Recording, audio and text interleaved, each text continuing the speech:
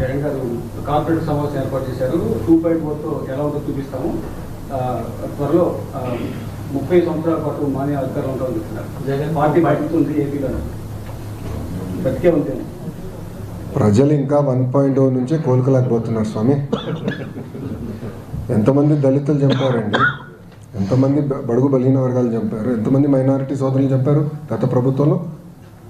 ఇక్కడున్న నాయకులందరిపైన కేసులు పెట్టారు. ప్రజలకి స్వేచ్ఛ ఎక్కడుండేది గత ప్రభుత్వంలో. మేము బయటికి రావాలనుకుంటే మా గేట్లకే తాడు కట్టారు కదా అన్నాడు. నా పైన 23 కేసులు పెట్టారు, అటెంప్ట్ మర్డర్ కేసు పెట్టారు, ఎస్టీసీ కేసు పెట్టారు. శాశ్వత భూ హక్కు చట్టం అని తీసుకొచ్చి ప్రజల భూముల్ని కాజేయడానికి ప్రయత్నించారు. ప్రజలు మర్చిపోయారనుకుంటున్నారా? ఆయన ఎవరు మర్చిపోలేదు. ఎన్నికల ముందర కూడా నా ఎంట్రీగా ఎవరు పీకలేరన్నారు. ఏమైంది? ప్రజలు ఎవరు ఎన్ని ఎంట్రీలు పీకారు చెప్పండి. No, I am following the due process of the law. If I don't follow the due process of the law, tomorrow you will question me saying that this is vindictive politics. Madam is here. Immediately what you will say, you are vindictive in nature. I have to follow the due process of the law.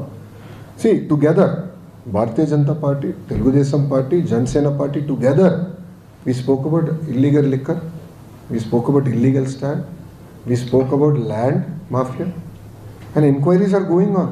Liquor inquiries are going on. So let the process get completed. It will be followed by action, because it is a promise we have made to the people. In almost 90 meetings I spoke about my red book, sir. I showed my red book. People have endorsed my red book. Red book lo any chapter lo ayindi sir.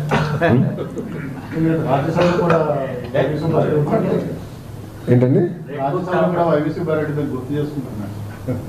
ఆయన పేరు ఉందా లేదా అనుకుంటున్నారు.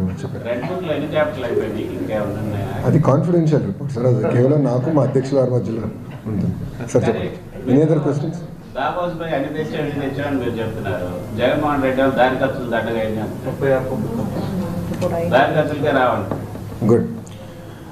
ఇప్పుడు నేను సూటిగా గౌరవ మాజీ ముఖ్యమంత్రి గారిని, పులివెందుల ఎమ్మెల్యే గారిని ప్రశ్నిస్తున్నాను. 5 సంవత్సరాల్లో మీరు తీసుకొచ్చిన పెట్టుబడులు ఎన్ని గ్రౌండ్ అయినాయి? మేము 8 నెలల్లో తీసుకొచ్చిన పెట్టుబడులు ఏంటి? చర్చకి నేను సిద్ధం, ఆయన సిద్ధమా? మళ్ళీ కోడిగుడ్డుని పంపిస్తాడు. మాకు కోడిగుడ్లు వద్దు, మాకు ఆమ్లెట్లు వద్దు, డైరెక్ట్గా రమ్మనండి, ఐఎమ్ రెడీ టు టాక్. నేను ఎక్స్ప్లెయిన్ చేస్తాను.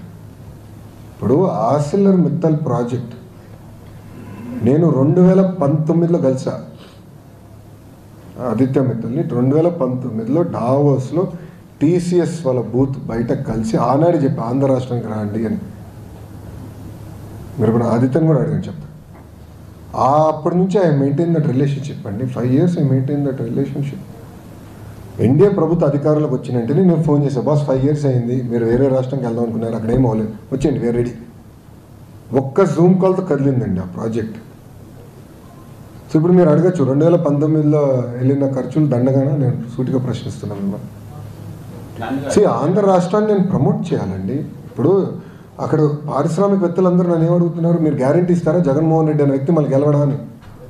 ఎందుకంటే పీపీఎల్ రద్దు చేశారు, అమర్ రాజా లాంటి కంపెనీని తరిమేశాడు, అనేక కంపెనీలు హెరాస్ చేశారు, సకాలంగా కరెంటు బిల్లు మన కరెంటు కూడా అందించలేదు, పవర్ హాలిడేస్ ప్రకటించారు. ఇండస్ట్రీ చాలా నష్టపోయిందండి ఆంధ్ర రాష్ట్రంలో. ఇప్పుడు అదంతా రివైవ్ చేసాక మేము కష్టపడుతున్నాం, బ్రాండ్ రివైవ్ చేసాక కష్టపడుతున్నాం. ఈరోజు మహారాష్ట్ర మాతో పోటీ పడుతుంది, తెలంగాణ మాతో పోటీ పడుతుంది, తమిళనాడు మాతో పోటీ పడుతుంది. చివరికి కేరళ మంత్రి కూడా డావోస్కి వచ్చి పెట్టుబడుల కోసం అంటే రాష్ట్రాన్ని ప్రమోట్ చేసేందుకు పోటీ పడుతున్నారు. వాళ్ళు ప్రమోట్ చేయకూడదా మేము రాష్ట్రాన్ని? It is a responsibility. We will promote. అని మీరు చూస్తారు కదా రాబోయే 12 నెలల్లో మీకు ఎలాంటి పెట్టుబడులు రాబోతున్నాయి, ఎక్కడ వస్తాయో మీరు చూస్తారు కదా అల్లారా. అప్పుడు అడగచ్చండి. But I'm ready for the discussion, debate. 5 సంవత్సరాలు ఆయన ఏం తీసుకొచ్చాడు, 8 నెలలు మేము తీసుకొచ్చాం. ఆయన తీసుకొచ్చిన కనుక 2x పెట్టుబడులు మేము తీసుకొచ్చాం. We have grounded the projects. We are moving exceptionally fast.